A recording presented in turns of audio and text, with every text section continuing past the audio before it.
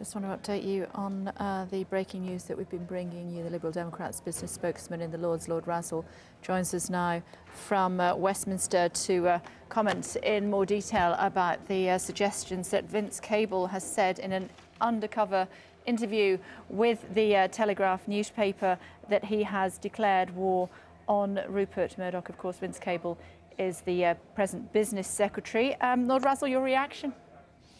Well, it's obviously a slightly hyperbolic reference to the fact that Vincent Cable referred the proposed takeover by the Murdoch Group of the rest of BSkyB they don't already own to Ofcom to have a look at it. I can well understand why, in a slightly Strictly Come Dancing mood rather than measured ministerial tones, he might describe that as declaring war on Rupert Murdoch. I don't think it indicates any change of policy. The merger has been referred by him to Ofcom, and Ofcom are looking at it and will come up with a recommendation.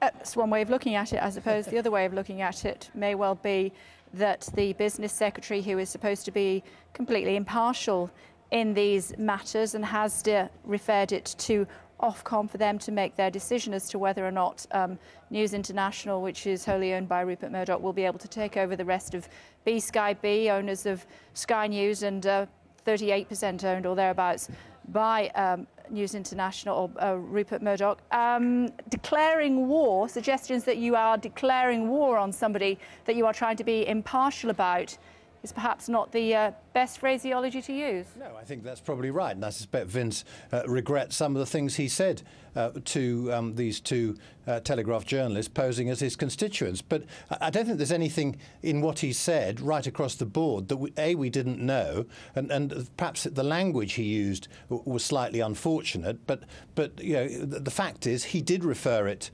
to Ofcom. It's a hyperbolic way to say that's declaring war on Rupert Murdoch, but that's what he's referring to. And Ofcom will make their recommendation, and presumably Vince will take the recommendation that Ofcom makes. The next stage, if Ofcom recommends it, is to whether it should be referred to the Competition Commission, and it's very much out of his hands. But I can well understand. You know, I wouldn't have done it, and I suspect he regrets saying it. But you know, you can imagine feelings are running very high on this issue, and if somebody poses as a constituent who expresses extreme concern about it, I can well imagine him slipping into that sort of language. But I don't think it has any significance other than, as I say, he's using Strictly Come Dancing type language rather than the measured language of a minister, and that's what politicians sometimes do. Have you heard exactly what he said in detail?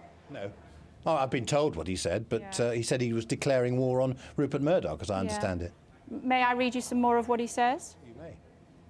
I am picking my fights, some of which you may have seen, some of which you may not have seen. And I don't know if you've been following what has been happening with the Murdoch press, where I have declared war on Mr. Murdoch, and I think we are going to win. That's not really impartial, is it?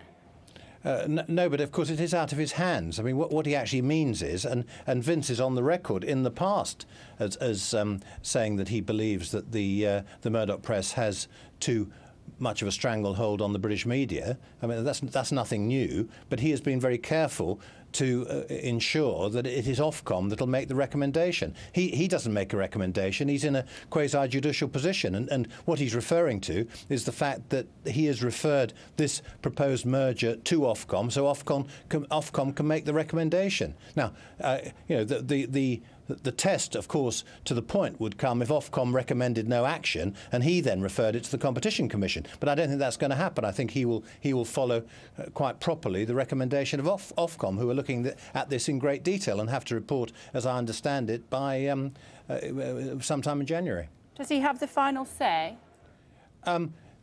He has the final say as to whether it should be referred from Ofcom to the Competition Commission. He could overrule that decision. He could, but in these circumstances, unless he or the department wishes News International or News Corp to enter into litigation, that he has to behave in a quasi-judicial manner, and he has to act in accordance with the recommendations of both Ofcom and, if it comes to it, the Competition Commission, who are looking at this. The other organisation, of course, who are looking at this issue is the European Commission. And they said it's okay to go ahead, of course, haven't they?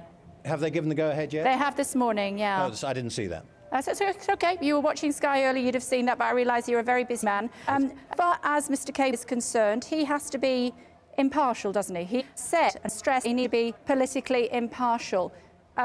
It's difficult to say that you're going to be politically impartial when you're saying that you're declaring war. Well, it depends what Ofcom has said, isn't it? I mean, I can well see, of course, it was perhaps with the benefit of hindsight, silly choice words, but when people come in, as no doubt they did, and said, we're very strongly against Mr Murdoch, what are you doing about it? I can well understand why he could use the rather hyperbolic language of I'm declaring war. What he actually meant is, I've decided to refer this to Ofcom. I mean, that's what he's talking about. There's nothing else that he hasn't massed the troops of Twickenham on the boundaries of Twickenham to invade Osterley, so he's referring to reference to Ofcom, and he's used language that I suspect he would recognise is unfortunate, but that's what he meant.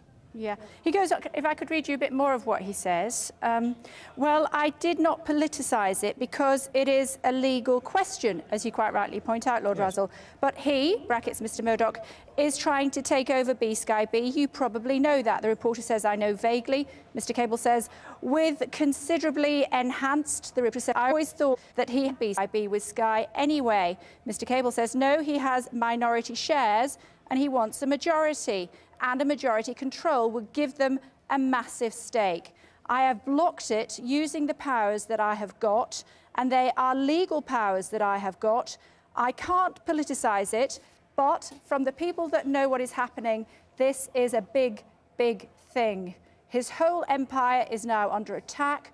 There are things that we do, government, that we can't do. All we can do in opposition is protest. Doesn't get any better, does it? Well, no, I mean, he's referring in rather hyperbolic language to a reference to Ofcom. I mean, that's what he's talking about. There's nothing else that the government has or can do other than use the powers that they have to refer the proposed transaction to Ofcom to have a look at it. And Ofcom will look at it, and then Vince will presumably accept whatever recommendation Ofcom come up with. Although, as we've said, it's final, isn't it? It is, unless he is seen to be acting in an appropriate manner, and I would suggest that the appropriate manner would be to follow the Ofcom recommendation. The first thing that News Corp are going to do is go for judicial review of his decision. So he clearly, whatever he said to two journalists from the Daily Telegraph, he's clearly going to have to follow whatever Ofcom recommends. And were Ofcom to recommend a reference to the Competition Commission, in due course what the Competition Commission recommends. His comments are appropriate, are they?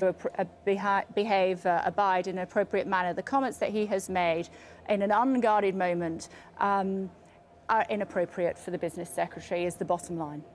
I think they're hyperbolic. They're more Strictly Come Dancing than a measured response. But, hey, we're in the Christmas season. OK, so are they appropriate or inappropriate? What for?